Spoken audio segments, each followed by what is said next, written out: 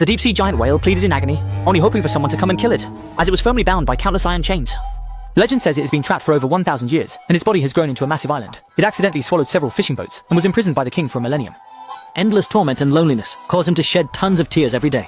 Until this day, a magical duo appeared at sea. They stopped to rest on a reef, but were drawn by the mournful cries behind them. It was then that the man turned his head, and realized that the small island nearby was actually a giant whale. Feeling the whale's pain, the kind man decided to help it.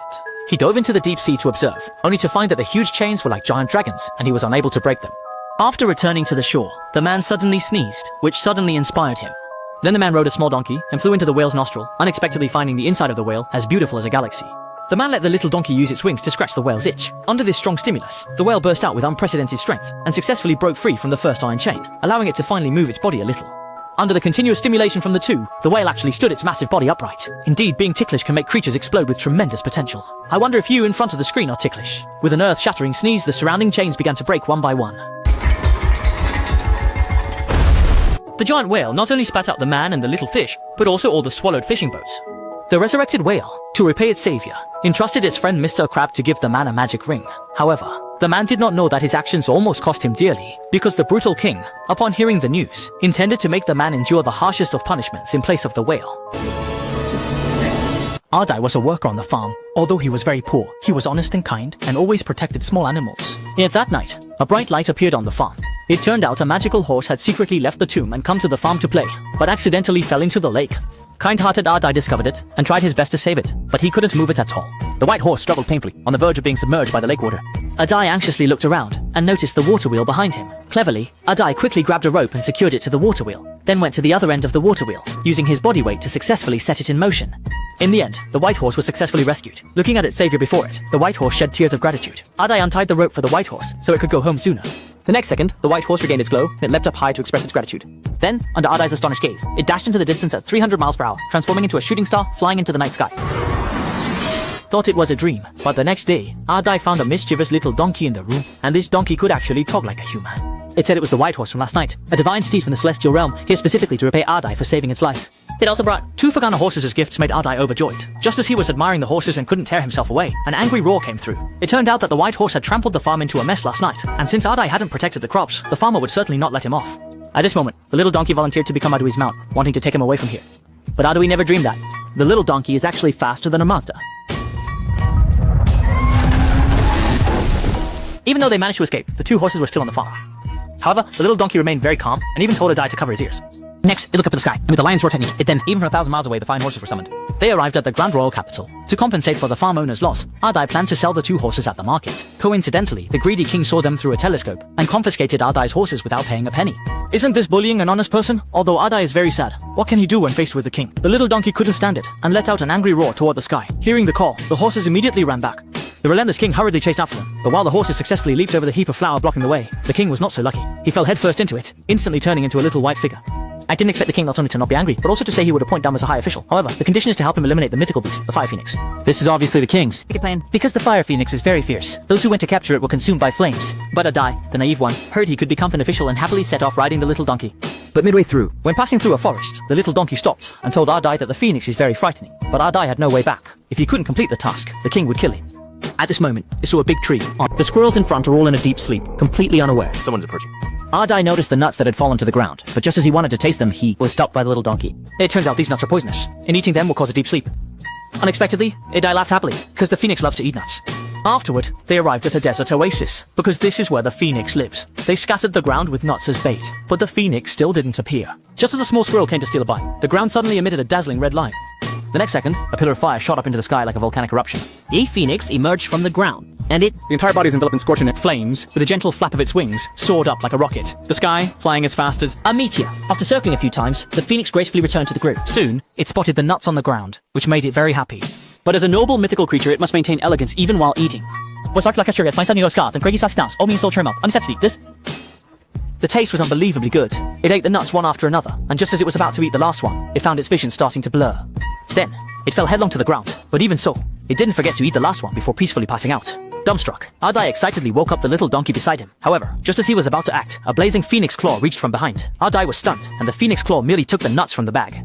As a result, Ardai turned around and let out a loud shout, scaring the phoenix so much that it took a great tumble, which made it feel embarrassed, and it relentlessly chased after the fleeing Ardai. Seeing that Ardai couldn't escape it, But the little donkey charged out fearlessly, knocking the phoenix away. The awakened phoenix began to chase the little fish. Seeing the little fish in danger, Ardai quickly intervened with his equipment, and as a result, Little Fish quickly burrowed into the sand, playing hide and seek. But after all, this was the phoenix's home, and soon the phoenix caught Little Fish. Just as it was preparing to attack, it unexpectedly discovered the sturdiness under the wooden board. Instantly feeling good, it was about to close its eyes to enjoy the food, when, unexpectedly, a little squirrel stole the nut. This time the phoenix was truly enraged, opening its mouth wide to spit out hellfire, instantly turning everything it touched into a sea of flames. Both of them were cornered, but the phoenix waved at them, and only then did Adui react and immediately throw the knot. Afraid it would be snatched away, the phoenix quickly swallowed it in one gulp. The next second, the next day, the phoenix was tied up like a rice dumpling with chicken. When had such a noble divine beast ever suffered such humiliation? Tears of grievance slipped from its eyes, burning through Ardai's bean shoes. Everything has a spirit. Seeing the sad phoenix, Ardai felt very sympathetic and eventually unlocked its chains. The phoenix, once free, nodded at Ardai and then flew away gracefully like a rocket, leaving behind a feather, the most precious multicolored feather of the phoenix. Ardai returned to the kingdom excitedly with the feather, announcing to everyone that the phoenix is now his good friend and won't harm anyone anymore. But after saying that, he even took out a feather to prove it. But to his surprise, the feather in his hand was now dull and lustrous.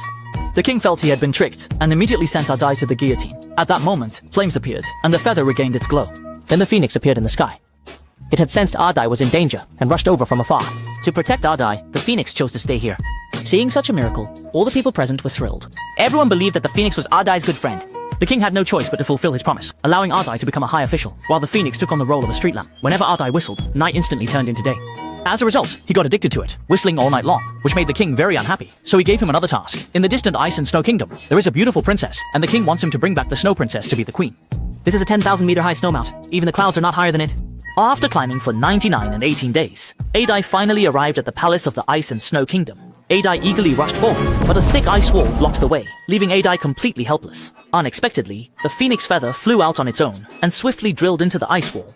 The next second, the ice wall instantly melted, but the donkey accidentally got swept away, sliding down the snowy mountain like a slide, and ended up hanging on a cliff. Azalea had no choice but to enter the palace first, where he discovered countless identical snow princesses. Just when he was at a loss, the phoenix feather descended, and successfully awakened the true snow princess. Sleeping for 100 years. The princess fell in love with Ardai at first sight, and tackled him on the spot. The following scene is not very exciting, so we'll skip it for now.